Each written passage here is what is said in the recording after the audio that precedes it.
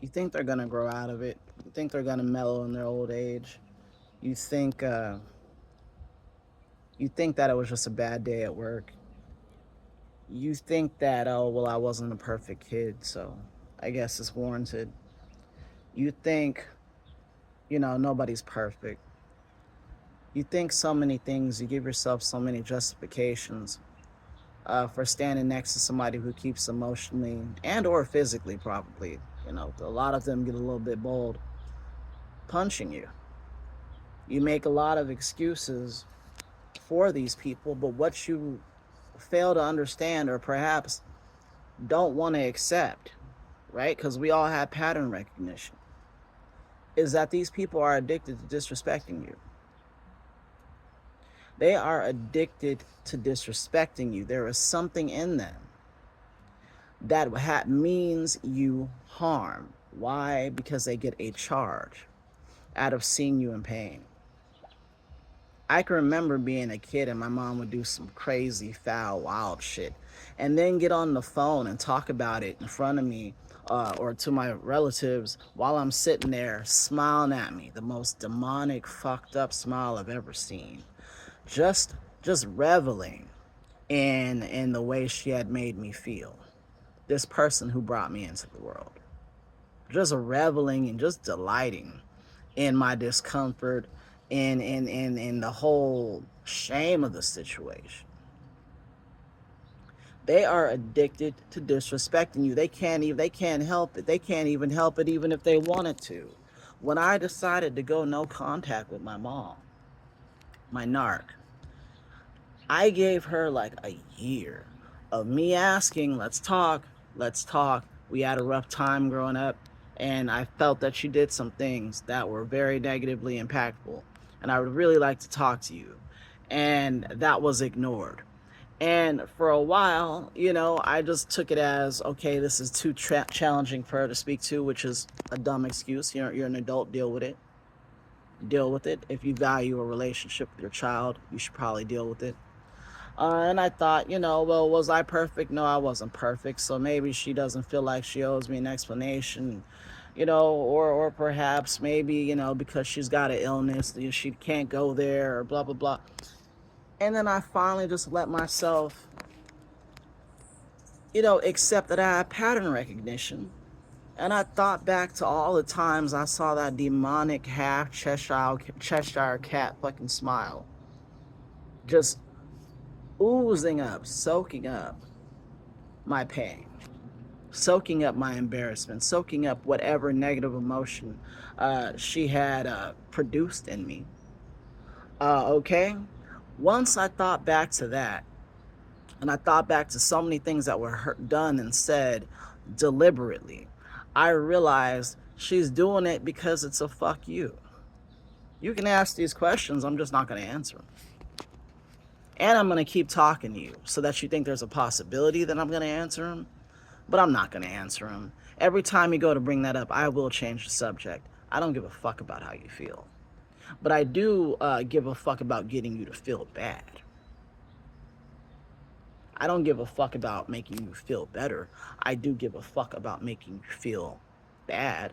I do give a fuck about you understanding that I am in control here. Even though you're an adult, I'm in control here, and I'm going to control what's spoken about and what isn't spoken about.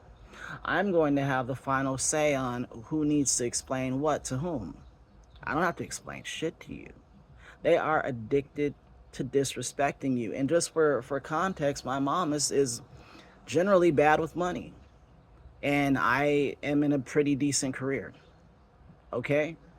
And she's also ill. Had been diagnosed with heart failure and COPD. They go hand in hand. Right? And so I'm thinking, okay, these are pretty bad diagnoses. You're probably going to want to talk now, right? Right? No. The desire to disrespect you, just watch them. The desire to disrespect you is even greater than their own self-preservation instinct. You could have a narc who you're paying for their bills, you're paying for their condo, you're paying their car note, whatever you're doing. You could be doing all kinds of shit for them and they will still disrespect you. They cannot stop it. They can't handle it. The desire to disrespect you overrides, oh God, this guy's paying my car note, or this guy's paying my rent, or helping me out with this, or driving me places, giving me things, giving me medical advice. Their desire to fuck with you is so strong, and they're so used to doing it with impunity, that it overrides their instincts. If my mom was just a little bit smarter, she would have at least played ball, right? Played ball, pretended like she gave a fuck, and possibly been able to get some resources out of me, possibly some of my time, maybe some medical care, all these things. But that desire to just give me that fuck you, and to poke me in the ribs, and to just be a complete asshole, that desire was so strong that she fucked herself. She probably realizes it now. I don't know how much longer my brother can stay afloat. He appears miserable to me. So I don't know how much longer he can be the breadwinner. And God help him, or help her, I should say, if he ever figures out that she's hustled him into being her son husband. God help her. Because if he leaves, then she's stuck with the bum who fucking gets fired for smoking weed. And he ain't paying for shit. He's a fucking bum. Man got put through college by this lady, and she's relying on her son. So that bum ain't gonna do nothing for her, right? So if you're down a bum and you're down a son, what do you got? Me. And I just told you to kick rocks. That should let you know how deep their desire is. If you are the scapegoat, you can't be anything else in their mind. If you're the scapegoat, that's just you forever. A narcissist cannot see you in any different light. You could be 3 or you can be 30. They're still going to think of you as that kid they could slap around and knock around. Whether they do it or not, because they know that you might be able to do something physically, is a different thing. But in their head, they're always going to view you like that, and always have the desire to do it. My mom can't help herself. She cannot help herself. She's got to disrespect me. She has got to let me know that I do not matter, all the while trying to vie and pretend like she wants to be in my life. And the only answer I could come up with is, well, you want to be able to do that more. You want us to get closer so it can go back to the way it used to be. Where you got to do and say whatever you wanted, and I just kind of accepted it, and I just was all depressed, and I thought it was me. I thought it was organic to me. No, that was you. That was you. And I know. And I know. You know what I'm saying? And I'm never going to speak to you again. But were I to, I know it would be a quick countdown, and some sort of disrespect would happen. It would probably, and it doesn't matter if you're going through something. In fact, if you're going through something, that's when they really want to do it. They really want to stick that jab in. They really want to stick and move. They really want to get you when you're already hurt and you're already on the ground trying to fucking get up again. That's when they want to do it. You have got to go no contact. They will never see you differently. They will never ever try to give you a better experience with them. They will never ever go out of their way to try to change for the better, because that requires self-analysis and being able to sit with oneself. And a narcissist knows that they've done enough fucked up shit that they don't want to sit with themselves and have any measure of silence. Because they do have a conscience. They just know how to shove it away way better than most people. They do have them. I've seen it. It's defective. It's shoved way down to the soles of their feet, but they've got it, right? And what they don't like is to sit in the discomfort that they cause others. The ways you question yourself, the ways you sit in sadness because of the stuff these people have done to you. They can't sit in what they've done to you. I told my mom, when I went no contact, I said, you sue everybody for the shit you did to me. Sues every job for emotional abuse and verbal abuse, and they did this and they did that, and I needed therapy. And I'm like, and bitch, what did you do to me? Who do I sue? Who's gonna be my fucking Larry H. Parker? Like, seriously. It's a pity she has no money. Because why would I waste my time? But you've got to understand, it's not going to ever get better. I'm sorry. If you are dealing with a real narc, and you know you are if you know you are, because they're all alike. They have the same playbook. They run the same plays. They read from the same script. They drink from the same cup. Look up what a narcissist is if you're not sure. But if you're looking up videos on the Scapegoat, then you probably already know what it is, right? If you're dealing with that person and you are the scapegoat, hell, if you are the golden child, because they really got you. They got you snowed. They got you twisted up in your head. They got you sitting in a burning down house. Talking about this is fine. If you have a person like this in your life, you have got to go no contact. The sooner the better. You will find a way. If you gotta move out, you gotta couch surf. If you gotta live in your car for a minute. If you gotta work 2 jobs so you can get that first and last going.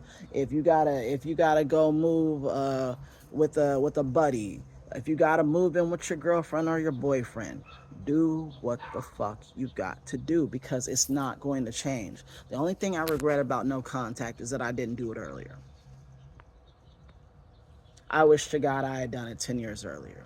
I wish to God I had been strong enough to admit to myself that these things were being done deliberately and that she was addicted to disrespecting me. They are sad, jealous, spineless little people who throw punches and then hide their fucking hands. It will not change. And the older they get, the more needy they're going to get. You don't want to deal with... I'm sorry, I know this sounds horrible, but I'm glad I got out when I did. Again, I wish I would have got out sooner. But when she got those diagnoses, I was like, oh God, I already know where this is going. And I don't want to be called. I don't have feelings for you like this. I don't have feelings of care for you like this. I have feelings of social obligation, which isn't really a real feeling at all. That's just societal pressure saying, yeah, but it's your mom. You know, that nugget, that old chestnut. Yeah, but it's your mom. It's like, well, yeah, but I was her kid. So, I mean, right? But I knew once she had all this shit going on medically, I was like, if I don't get out now, I'll never get out. If I don't get out now, I'll never get out. And more importantly, if she doesn't want to reflect and make the relationship better, she ain't never gonna change. You know, heart failure, COPD, you know, you could go at any point. You could go at any point. It's pretty much a wrap. Your life has been greatly shortened. That is the moment. That is the moment in every movie where somebody gets their shit together and they're like, I have to tell my son or my daughter that I love them because I may not have time. You know? But life isn't like the movies. And narcs aren't like logical fucking people. She doesn't care about the legacy that she leaves behind or the feelings I have about her when she's gone. Because to her, the only person whose perception matters is hers, of everybody else. Not anybody's of hers. It's not what people think of her. She's fine. She's perfect. She's a narcissist. There's nothing to improve. There's nothing to improve. The world needs to improve. Why should I wear shoes when I can pave the whole world in leather? Why should I improve? Why should I change? Why should I be better for people? These people have no fucking value to me. This is what they do. This is how they are. This is how they think. I don't care how old and sweet they appear. I don't care how frail they've become. I don't care how they give you things here and there, or they bought you a car, or they did this. Nothing they do is from their heart. It's not like I had a buddy, I just gave a buddy a guitar, okay? I didn't do that to get free shit. He works at this bar I hang out at. Sometimes I go in, he gives me free shit. I told him, no, let me pay for my drinks. I didn't give you something to get something. I gave it to you because you liked it, and I have a lot of guitars. I don't need them. I don't play out anymore. You know what I'm saying? I gave it to you, right? I gave it to you because I figured you would enjoy it, not because I thought I would get some leverage on you, not so that I can turn around and throw it in your face and disrespect you. They are addicted to disrespecting you, and the only way to get some get back is completely cut them off and control everything. I am in control of any interaction with my narc. I am in control of that. I am the gatekeeper now. I am the decider now. Because what we have to do is you have to relieve them of their command. They think that they're in charge because they gave birth to you or whatever it was, you know, whatever your narc is to you. Again, on this channel, I mostly talk about familial narcissistic relationships. They think they're the captain forever. They think they're the captain. Doesn't matter if you're 4 or 45. They think they're the captain, and you got to relieve them of their command because they're steering us into some fucked up waters. You know, you have to stage a mutiny. The mutiny is no contact. You've got to make them relinquish their command over you, over your life, or else you will never be free.